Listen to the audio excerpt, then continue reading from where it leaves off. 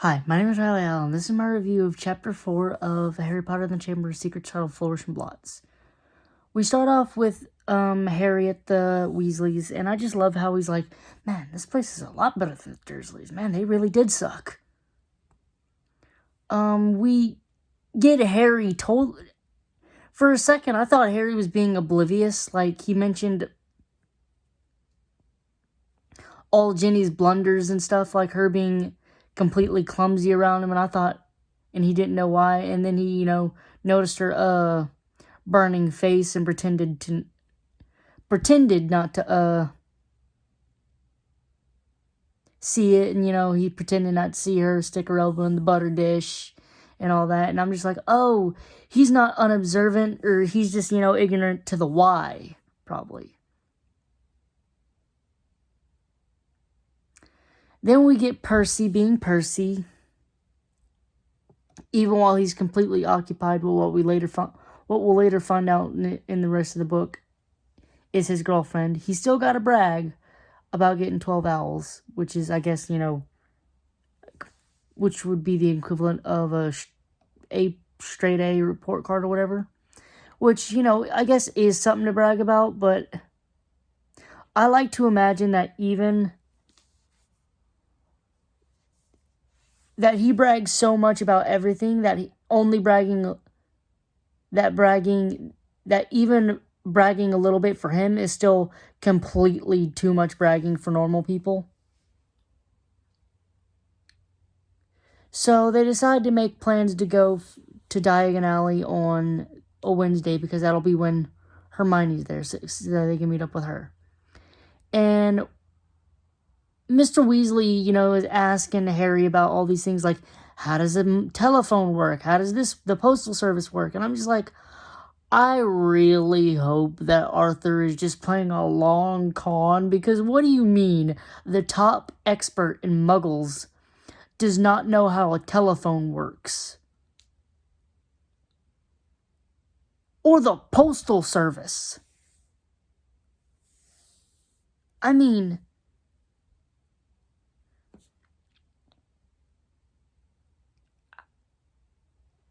if that's our leading expert, man, we got problems.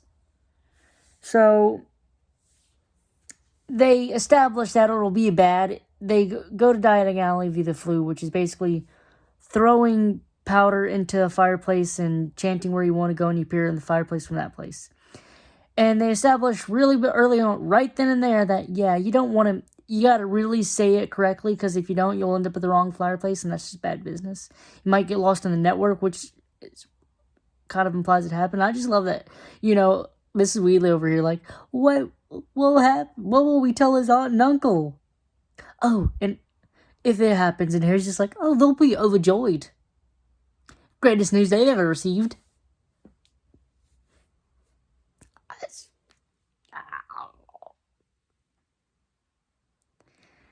So, of course, with the fact that they set it up as an accident waiting to happen, he appeared in this place called Borgin and Burgs, which is basically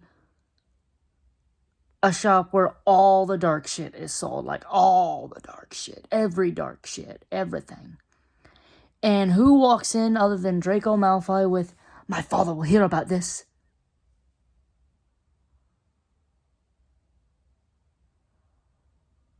Lucius Malfoy.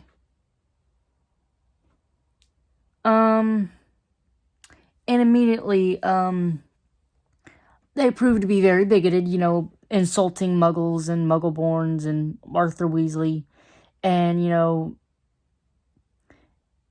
Lucius is there to basically drop his illegal stash to get rid of it, because, Arthur's leading the raids and whatever raids are happening. Harry's rescued from Nocturne Alley by Hagrid. Hagrid was, growling at him, angry, and then he got angry. Hagrid was doing a lot of growling this chapter. He must have had a bad day. So Harry meets up with the Weasleys, and Arthur fixes his glasses. And this is something I realized. They gave that to Hermione in the movies. I just remember that they gave a lot of Ron's shit to Hermione and some of Harry's, but they're out here stealing from Mr. Weasley. Mr. Weasley's already a not big of a character. Like, you're taking shit from characters that need it.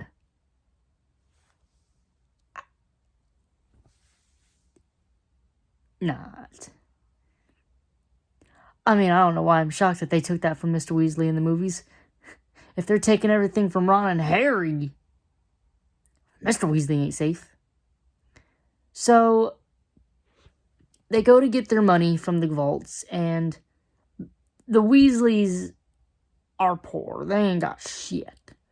And Harry feels bad about it. Like, he feels it shows he's a very empathetic person. He notices how poor they are, and he's like, not going to comment on that. And when they get to his vault, which is overflowing, he tries to block his contents, so, I guess they don't really feel bad. They don't think less of him for being rich, or I don't know. So one thing is that they got their list of what they need to get, and a lot of the books are by Gilderoy Lockhart. And speaking of the devil, he's there at Flourish and Blotts signing things, and he notices Harry, and he basically jumps from the podium, yoinks him by the arm, which is, dude, that is a child. That is a celebrity, sure, but a child. You can't be yoinking children by the arm. When you're a complete stranger, that is, no. And then the photographer's just like a dick, too.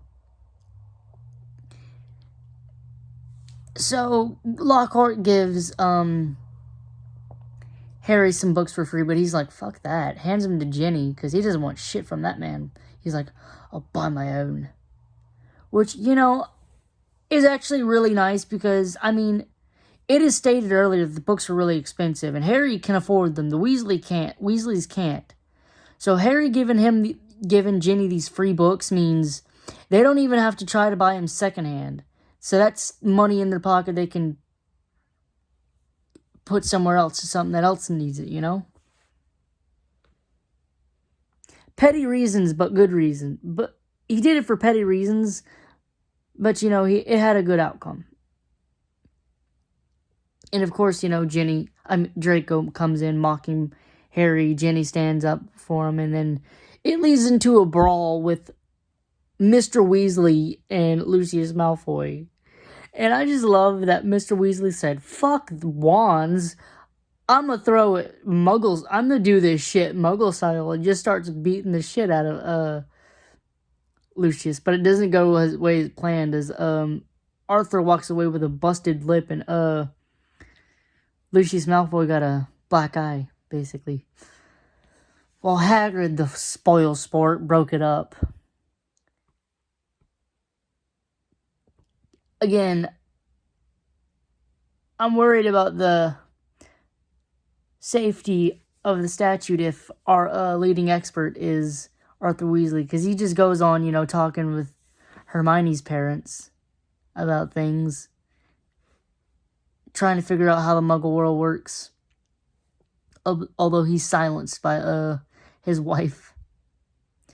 Overall, this chapter was, I think, pretty entertaining.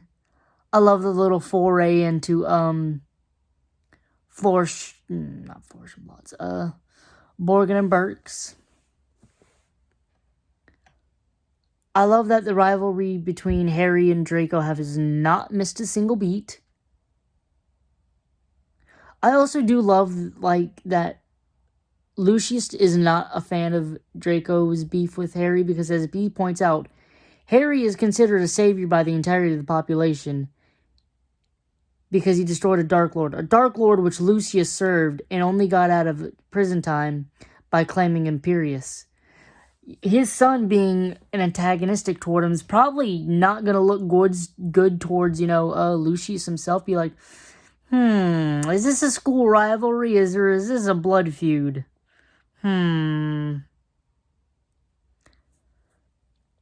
I think the part of it I like the least is Gilderoy Lockhart.